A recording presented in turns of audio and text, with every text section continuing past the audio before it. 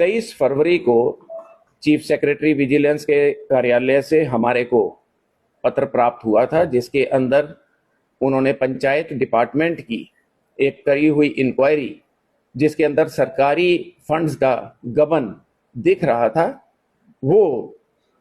जांच हमारे को एफआईआर दर्ज करने के लिए आदेश प्राप्त हुआ हरियाणा सरकार से, और उसके ऊपर मुकदमा नंबर 4 यहाँ पंचकूला में जो हमारा पुलिस स्टेशन है उसके अंदर किया गया। उस मुकदमे को दर्ज करने के उपरांत एक एसआईटी का गठन किया गया, जिसके overall supervision Shri Gangaram Punia IPS, जिनके पास एसपी पंचकूला का चार्ज है, इनके अधीन दी गई। और इन्होंने बहुत अच्छा कार्य करते हुए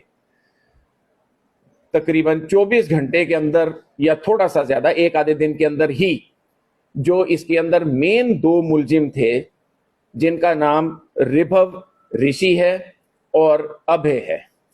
बैंक से जब हमने पता किया तो ये रिभव ऋषि पंचकूला का रहने वाला है और सेक्टर 32 की जो ब्रांच है उसके अंदर तकरीबन 6 महीने पहले इसने वहां से नौकरी छोड़ी थी और ये उस ब्रांच का हेड था। इसी प्रकार से जो अभय है, ये तकरीबन अगस्त के अंदर, अगस्त या सितंबर में इसने भी वहां से जॉब छोड़ी। ये वहां पे शायद रिलेशनशिप मैनेजर था, दोनों अच्छे पद पर आसीन थे।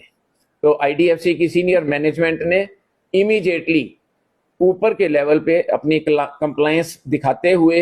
सरकार का जो धन है, जो सरकारी फंड्स में गबन की बात आई थी, पेंडिंग द इन्वेस्टिगेशन, उन्होंने वो पैसा गवर्नमेंट को रिटर्न कर दिया है, जो कि जिससे एक ये जरूर साबित हो जाता है कि जो हमारे हरियाणा प्रदेश के लोगों का मेहनत से कमाया हुआ पैसा है, जो चाहे विभागों के अंदर पड़ा हुआ था, वो सुरक्षित है और कहीं नहीं गया। अब इसके अंदर जो 2 ये मेन मुलजिम थे, इन्होंने ये सारा मास्टर प्लान बनाया था, भरसक प्रयत्न और बहुत अच्छी टेक्निकल एविडेंस कलेक्शन करके हमारे एसपी साहब ने फाइनली कल शाम को इन दोनों को राउंड अप किया। उसके बाद जो एक मेन कंपनी थी प्राइवेट, जिसके अंदर फंड्स ज्यादा जा रहे थे, तकरीबन बैंक के रिकॉर्ड के हिसाब से तकरीबन 300 करोड़ हैं। ये 300 करोड़ स्वास्तिक देश प्रोजेक्ट के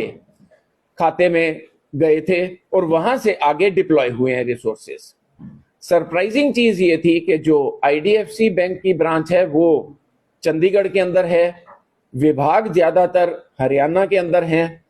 और